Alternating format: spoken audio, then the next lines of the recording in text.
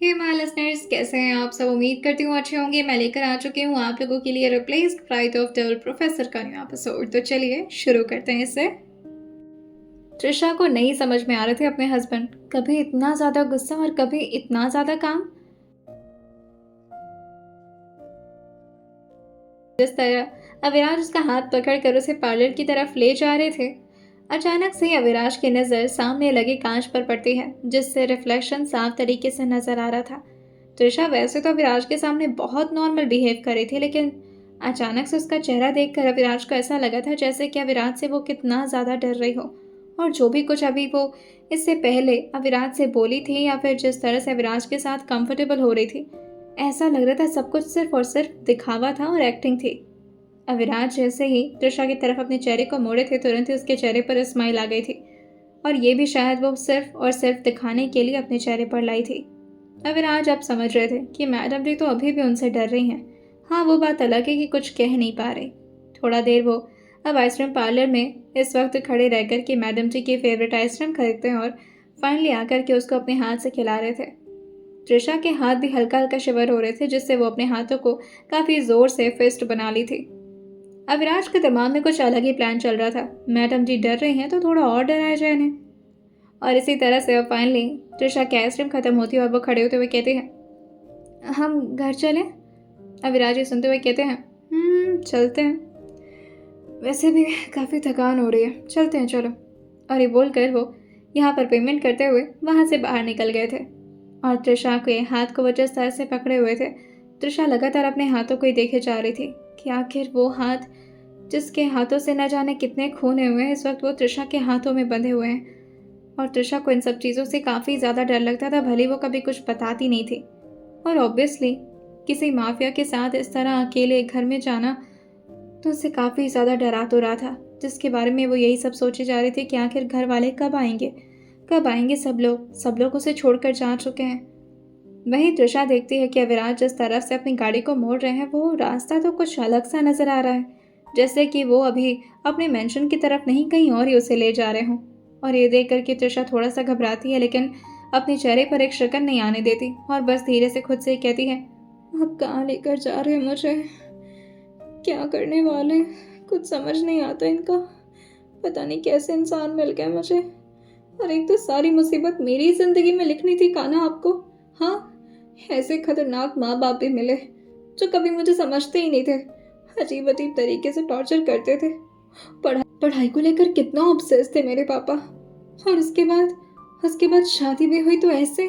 एक तो कभी बॉयफ्रेंड भी नहीं ठीक से बना है, मेरे होंठ भी अभी तक वर्जिन है।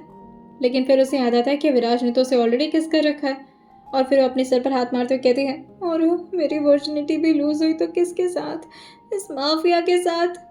लेकिन फिर वो अपने दिमाग में कहती है, आई मीन मेरे होंठों की वर्जिनिटी। और इसी तरह से वो खुद से बातें करते आ रही थी। उसे कहाँ पता था कि अविराज उसे कहाँ पर लेकर जा रहे हैं। और फाइनली अविराज की गाड़ी एक नई जगह पर आकर रुकी थी, और इस जगह को तो त्रिशा दूर दूर तक कभी नहीं देखी थी।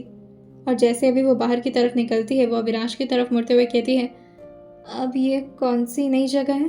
अविराज उसकी बातों को सुनकर बस उसे अंदर चलने का इशारा कर देते थे और उसके साथ ही उसकी कलाई को पकड़ते हुए अब अंदर की तरफ आ रहे थे। और ये जगह तो बहुत ही ज़्यादा वियर्ड थी, बहुत ही ज़्यादा अजीब। जो अगल बगल देखते हुए कहती है, ये यहाँ रहना है आज। वो पूरा लकड़ी का बना हुआ घर था। अविराज इस बात पर कहते हैं, पास में यही था तो तुम्हें यहीं पर लेते आया। अब दोबारा से मेंशन जाओगे, थक जाओगे, यहीं पर सो जाते है ना। ये सुनते ही त्रिशा कहती है, हाँ पर यहाँ पर तो कोई नहीं है ना। अविराज इस बात पर धीरे से कहते हैं, इसलिए तो तुम्हें यहाँ पर लेकर आया हूँ, क्योंकि यहाँ पर कोई नहीं है। और ये बोल करके अचानक ही अविराज, जो कि त्रिशा को अपनी गोद में उठाते हुए कमरे के अंदर लेकर गए थे, और जैसे ही वो कमरे में अपना पहला स्टेप रखे थे, पूरी लाइट्स कमरे की ऑन हो जाती है। और जैसे ही लाइट्स ऑन हुई थी, यहाँ पर लगे आलतू फालतू चीज़ को देख करके वो अपना मुंह गंदा सा बनाते हुए कहती है, ये क्या आप क्या खेल करते हैं यहाँ पर। ये सुनते हैं विराज थोड़ा हंसते हुए कहते हैं, क्या मतलब है इसका, ये कोई खेलने वाली जगह नजर आ रही है तुम्हें। तो शायद सुनकर कहती है, हाँ ये सब क्या लगा हुआ है, ये हैंगर और ये क्या है, ये तो हथकड़ी लग रही है।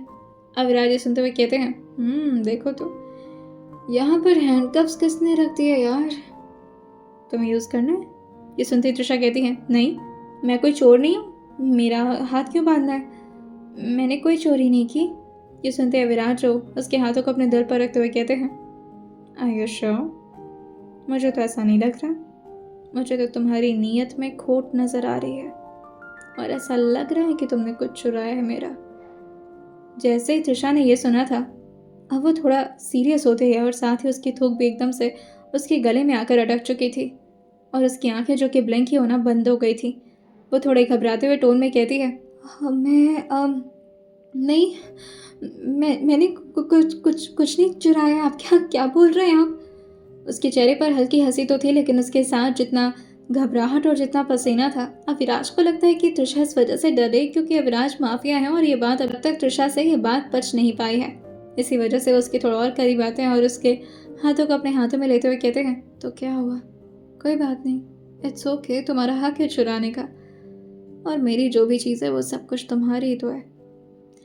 अच्छा सुनो, मैं क्या सोच रहा था कि तुम बहुत ज़्यादा ना स्ट्रेस में लग रही हो मुझे तृषा, और तुम्हें पता है कुछ चीज़ों को कम करने के लिए कुछ गंदी चीज़ों का इस्तेमाल करना पड़ता है।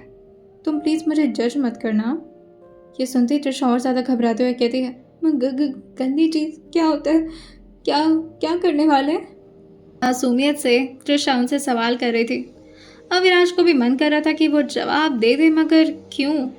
अगर बेहतर ये नहीं होगा अविनाश उसको प्रैक्टिकल करके दिखाए। वो तृषा को धीरे धीरे बेड पर ले जाते हैं और जैसे तृषा ने बेड की तरफ देखा था, ये बेडशीट भी काफ़ी ज़्यादा अजीब थी। पूरी तरह से ब्लैक कलर की बेडशीट, और अविनाश प्यार से बस उसको पीछे की तरफ हल्का सा पुश कर दिए थे ताकि वो जाकर के प्यार से बेड पर पूरी तरह से लीन हो जाए।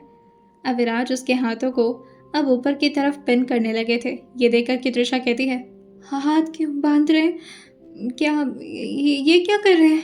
उसके दोनों हाथों को अविनाश ने हैंडकफ से बांध करके ऊपर बेड के सरहाने से लगा दिया था ताकि तृषा अपने हाथ को इधर उधर ज़्यादा हिला ना पाए और साथ ही अविनाश को डिस्टर्ब ना कर पाए।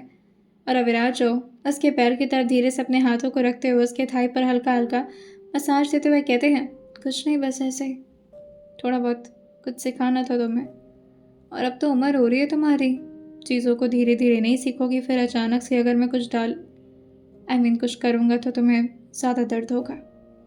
अविनाश की बातें तृषा को बहुत ही ज़्यादा परेशान कर रही थी, लेकिन अभी तक उसे समझ में नहीं आया था कि अविनाश किस बारे में बात कर रहे हैं। क्या वाकई नहीं पता चल गया कि मैंने उस ज्वेलरी की चोरी की है? अब मैं क्या करूँ? शिट, एक तो मुझे इनसे इतना डर लगता है, ये लड़कियों की स्मगलिंग भी करते हैं। मुझे तो खरीदा नहीं अब तक इन्होंने, लेकिन हो सकता मेरे मम्मी पापा को पैसा मुझे बेच दे। नहीं नहीं नहीं नहीं, मुझे नहीं बेचेंगे। मुझे कैसे बेच सकते? मैं तो इनकी पत्नी हूँ ना। कहाँ जा रहे हैं ये? अविनाश अभी अपने कमरे से बाहर गए थे, पता नहीं किसी काम से शायद, और तृषा जो कि बार बार उठने की कोशिश कर रही थी लेकिन वो अपनी जगह से हिल तक नहीं पा रही थी। और तभी बाहर से अविनाश जो कि दरवाजे को बंद करते हुए अंदर की तरफ आते हुए कहते हैं, क्या हो गया है? इतना क्यों हिल डुल रही हो बच्चा? मैं तो अभी कुछ कर भी नहीं रहा फिर भी इतना डर रही हो। और फिर वो धीरे धीरे उसके पैरों को अच्छी तरह से स्कैन करते हुए कहते हैं, मुझे लगता है कि तुम्हारी जीन्स निकालनी पड़ेगी मुझे इसके लिए। तो शायद सुनते हुए कहती है, क्या क्या बोल रहे हैं आप? मैं नहीं निकालूंगी। अविराज से कहते हैं, नेक्स्ट टाइम से जीन्स नहीं पहनना, तो लॉन्ग स्कर्ट पहनना, ठीक है? ये सुनते तृषा कहती है, हट, मैं नहीं पहनूंगी लॉन्ग स्कर्ट, और मैं जीन्स क्यों उतारना है? अविराज उससे कहते हैं, क्योंकि जो काम करना है मुझे ऑब्वियसली वो जीन्स के ऊपर से नहीं हो सकता, इसलिए जीन्स उतारना पड़ेगा। लॉजिक लगाओ तृषा, क्या कर रही हो छोटी बच्चों की तरह हरकत? एक काम करो, तुम चेंज कर लो, अच्छा नहीं लगेगा कि मैं खुद अपने हाथों से उतारूँ तो। तृषा सुनकर अपने पैरों को इधर उधर खिसकाते हुए कहती है, नहीं, मुझे खोलिए पहले, मुझे जाने दीजिए यहाँ से, मैं नहीं रहूँगी यहाँ पर। अविराज उसकी बातों को सुनते हुए कहते हैं, बहुत ही फीका डायलॉग है, मत मारो, मुझे गुस्सा आ जाएगा। हाथ खोल रहा हूँ, जीन्स उतारो और ये पहन लो। तृषा को वो काफ़ी ज़्यादा मिनी स्कर्ट दिए थे और ऑब्वियस सी बात थी, तृषा अब मिनी स्कर्ट थोड़ी ना पहनती अविराज के कहने पर। हाथ तो उसके खुल गए थे, लेकिन त्रिशा उस स्कर्ट को घूरते हुए कहती है, ये पहनूं मैं? नहीं, ये नहीं पहनूंगी, ये तो सिर्फ मेरे घुटने तक आएगा। अविराज जो कि उसके थाई पर जोर से अपने हाथों को दबाते हैं और फिर उसके करीब झुकते हुए कहते हैं, अच्छा ये ना कि तुम्हारे नी तक पहनने के लिए तो मैं कपड़ा दे रहा हूँ। अगर तुम इसे भी नहीं पहनना चाहती तो इट्स योर विश, मुझे कोई एतराज़ नहीं है। अगर तुम नीचे कुछ भी ना पहनो तब भी। ये सुनते ही त्रिशा जो कि एकदम से अपने चेहरे को दूसरी तरफ घुमाते हुए खुद से ही कहती है, छी, कितने गंदे हैं ये।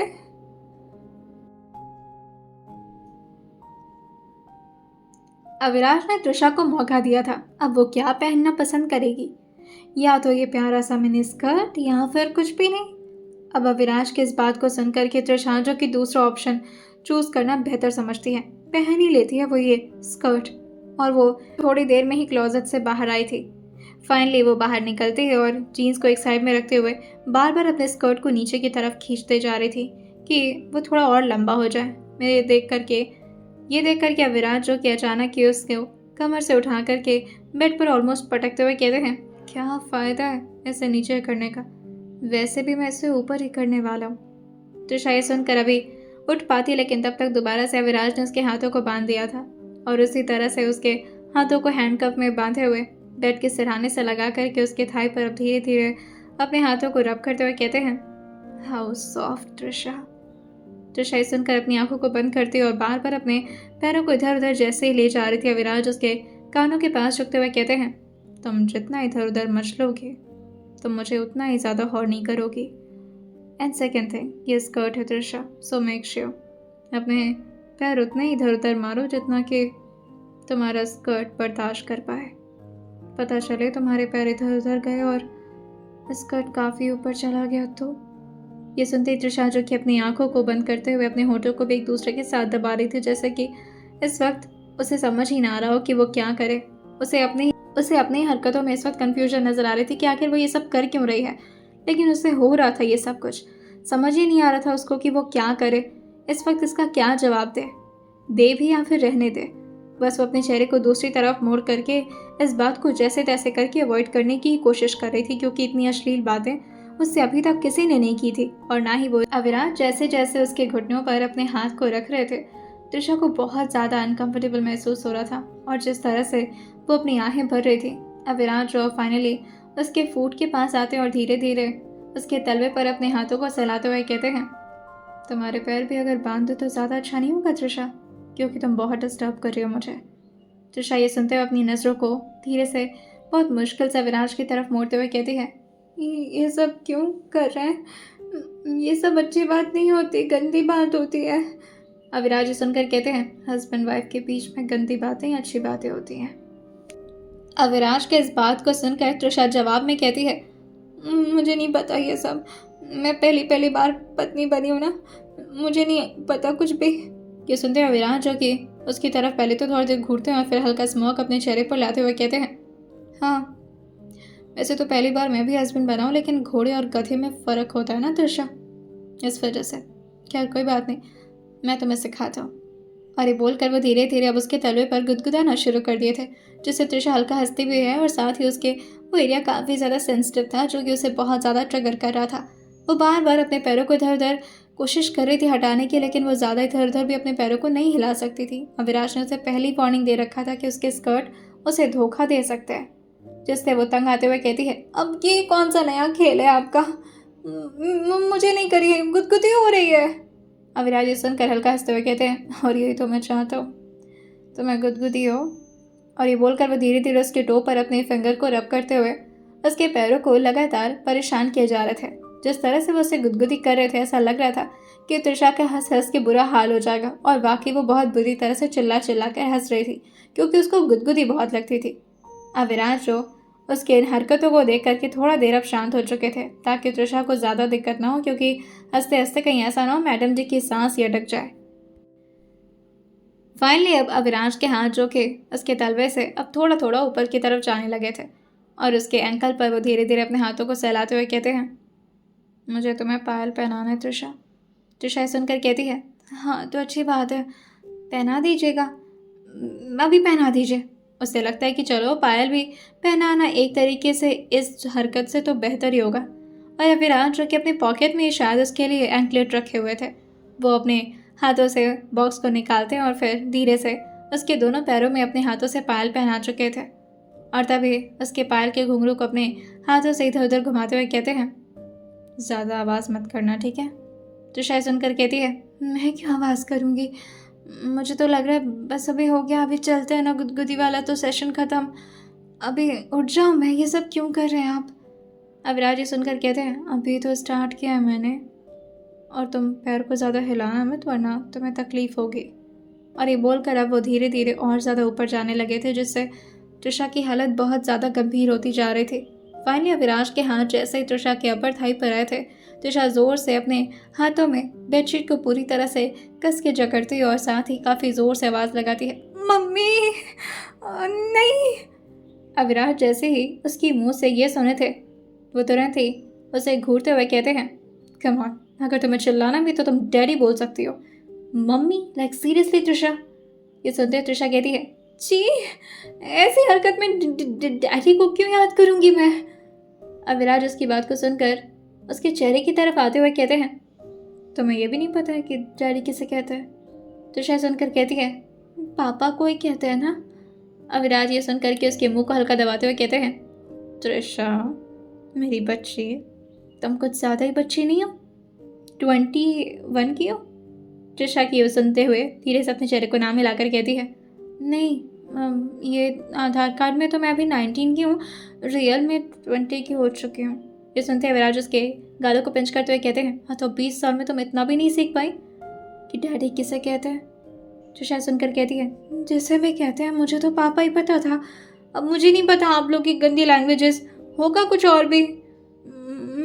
मुझे ये सब नहीं करिए, मुझे दिक्कत हो रही है। अविराज ये सुनकर कहते हैं, तुम्हें अभी थोड़ी देर में मज़ा भी आएगा, और करने दो, मैं तुम्हें फ्लेक्सिबल बना रहा हूँ। इन सब चीज़ों की आदत डाल लो तुम, क्योंकि तुम्हें तुम्हारा पति बहुत ज़्यादा डार्क मिला है त्रिशा, कैसे एडजस्ट करोगे मुझे? त्रिशा के कानों में एक और आवाज़ अविराज ने बहुत ही प्यार से कहा था, अपने पैर खोलो। त्रिशा ये सुन करके धीरे से अपने पैरों को और ज़्यादा एक दूसरे के करीब लाते हुए कहती है, क्यों? अविराज जो अब फिर से उसके ऊपर से हटते हुए उसके थाई की तरफ देखते हुए कहते हैं, और तुम्हें लगता है कि ये जो तुम कर रही हो उसका कोई फ़ायदा होगा? मैं तो सोचा था कि प्यार से खुद सरेंडर कर दो मुझे अपने आप को, लेकिन नहीं, तुम्हें तो वही ढीठपना दिखाना है।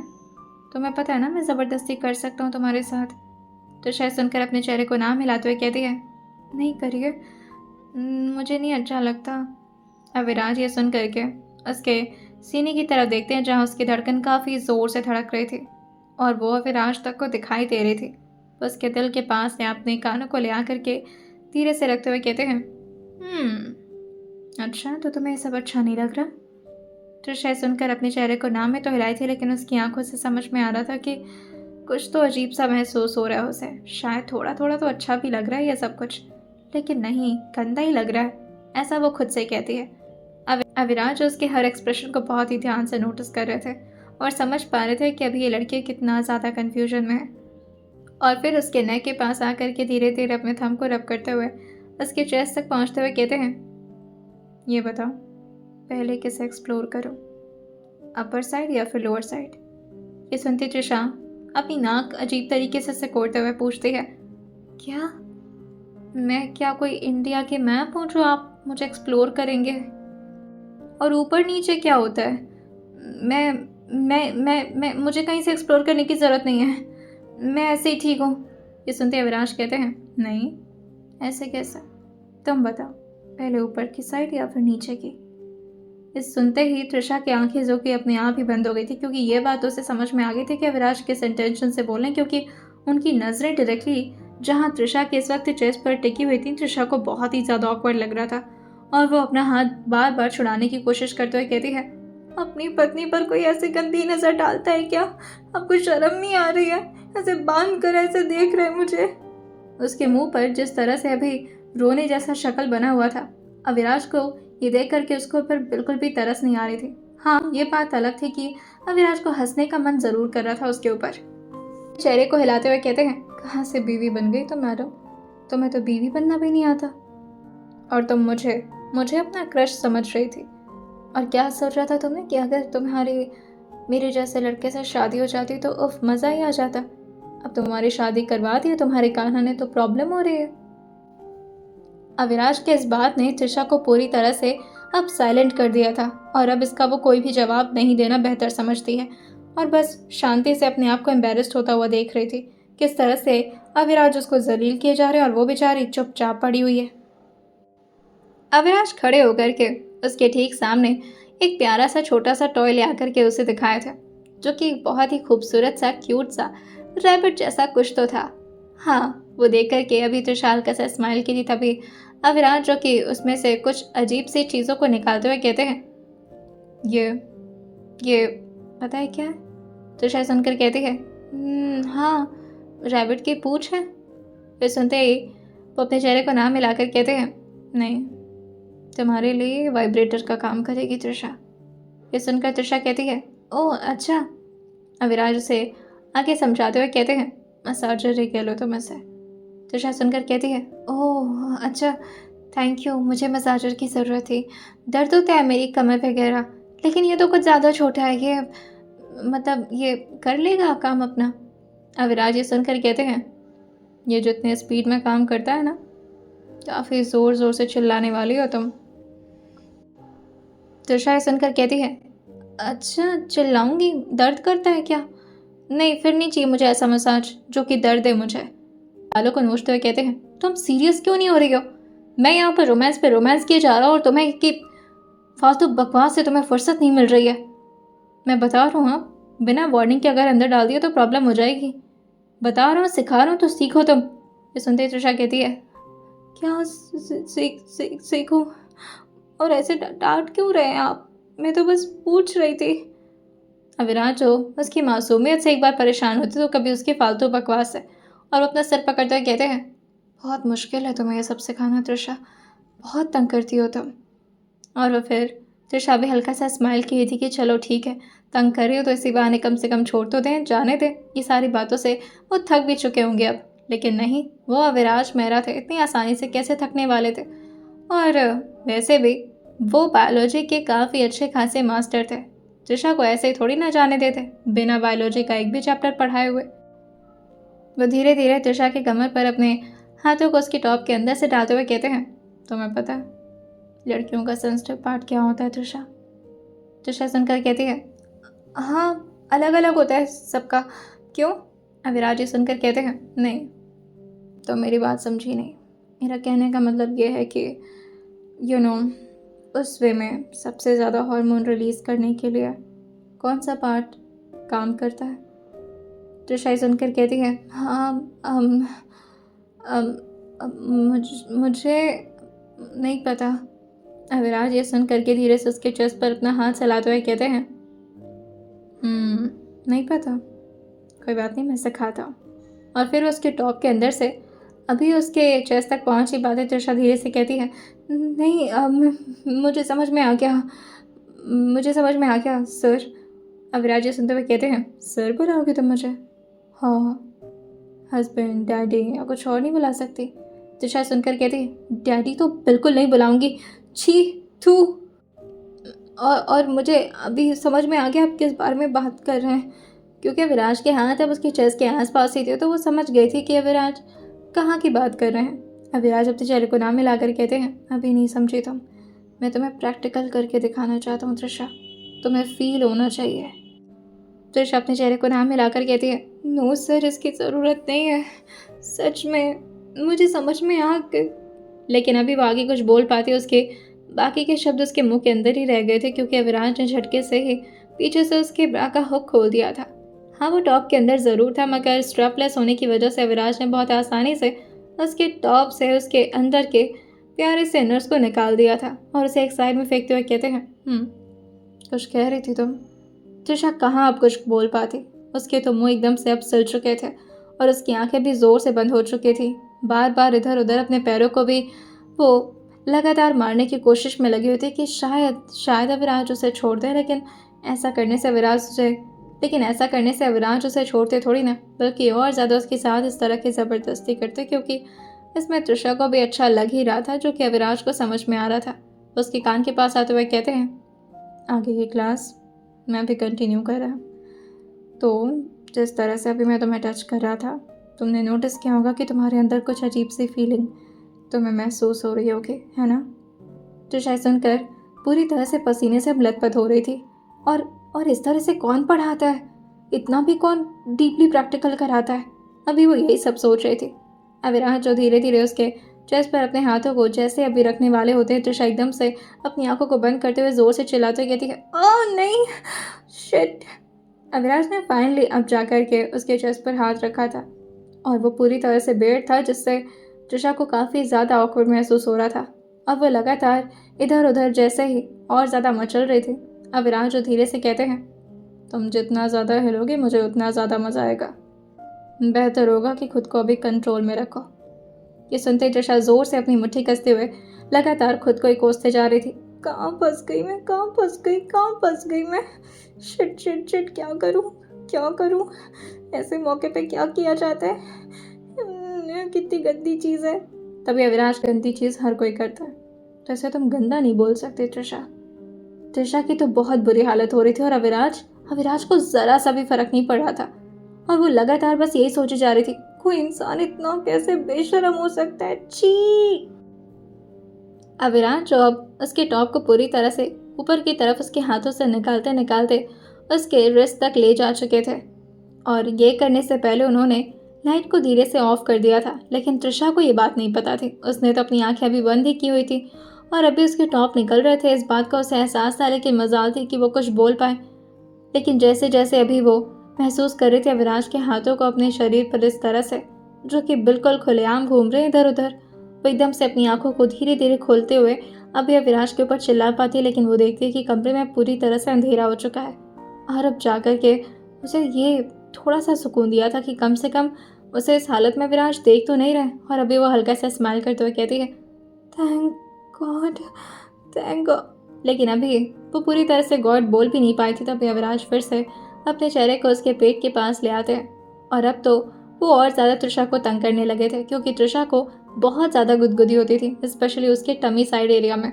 अगर उसे वहाँ पर कोई छू भी दे तो वो ज़ोर से चिल्लाकर इधर उधर भाग जाया करती थी। और अभी तो अविनाश उसे बेड पर इस तरह से टाई करके लगातार उसके पेट पर अपने होठों से इधर उधर उसे टच किए जा रहे थे और इससे उसे काफ़ी ज़्यादा हंसी आ रही थी। उसे समझ में भी नहीं आ रहा था कि वो हंसे या फिर रोए या फिर चिल्लाए या फिर इसी तरह से एम्बेरस्ड होती रहे। फाइनली अविनाश जो कि धीरे धीरे ऊपर की तरफ बढ़ते हैं और फाइनली आकर के जैसे अभी उसके चेस्ट पर अपने होठों को रख पाते त्रिशा धीरे से कहती है, नहीं मत करिए। अविनाश ने जैसे ही उसकी इस आवाज़ को सुना था, अब वो समझ गए थे कि त्रिशा जी ट्रिगर तो हो चुके हैं और अब उसे बीच में छोड़ना ज़्यादा मज़ेदार होगा। तुरंत ही अविनाश उसके ऊपर चढ़ते हुए कहते हैं, ठीक है नहीं करूँगा। जैसे अभी वो ऊपर की तरफ उठे थे, त्रिशा जो कि ऐसे एक्सपेक्ट नहीं की थी कि अविनाश इतने टाइम से जो कि उसकी बात बिल्कुल नहीं सुन रहे अचानक ही सुन लेंगे और वो भी इतना ओबीडियंट बन जाएंगे कि तुरंत ही हट जाएंगे उसके ऊपर से। त्रिशा धीरे धीरे अपनी नज़रों को खोलती और फिर ढूंढ रही थी कि आखिर ये कहाँ गए, लेकिन कमरे में पूरी तरह से अंधेरा था, जिससे उसे नज़र तो नहीं आते, मगर फिर एहसास होता है कि वो उसके ठीक बगल में है। और तभी उसके कान के पास आते हुए कहते हैं, कुछ कहना चाहती हो? क्या मतलब? कुछ कहना है तो बोल सकती हो, मैं सुन रहा हूँ। कहीं ऐसा तो नहीं कि तुम्हें वाकई बहुत प्रॉब्लम हो रही है त्रिशा ये सब करते हुए? अगर हो रही है तो मैं तुम्हें टच नहीं करूँगा, ओके? तभी सुन करके त्रिशा अपने आप को और ज़्यादा कंट्रोल ना करते हुए कहती है, नहीं मुझे दिक्कत नहीं हो रही थी, इसमें क्या दिक्कत है? और वैसे भी आप तो बस पढ़ा रहे थे ना। विराज उसके कानों के पास आते हुए कहते हैं, ओहो तो मतलब आपको अच्छा लग रहा था, तो आपने हमें पहले क्यों नहीं बताया? त्रिशा सुनकर कहती है, नहीं नहीं अच्छा नहीं लग रहा।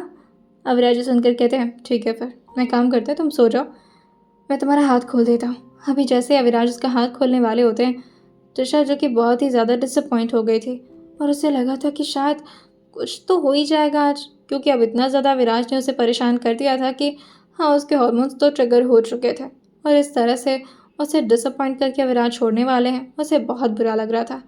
और तभी अविराज उसके टी शर्ट को उसके ऊपर डालते हुए कहते हैं, पहन लो उसे। त्रिशा जो कि उठ करके अभी बैठी थी, लेकिन तब तक अविराज जो कि एक बार और उसके कान के पास आते हुए कहते हैं, तुम कहो तो एक बार और ट्राई करें, इस बार ज़्यादा अच्छा लग सकता है तुम्हें।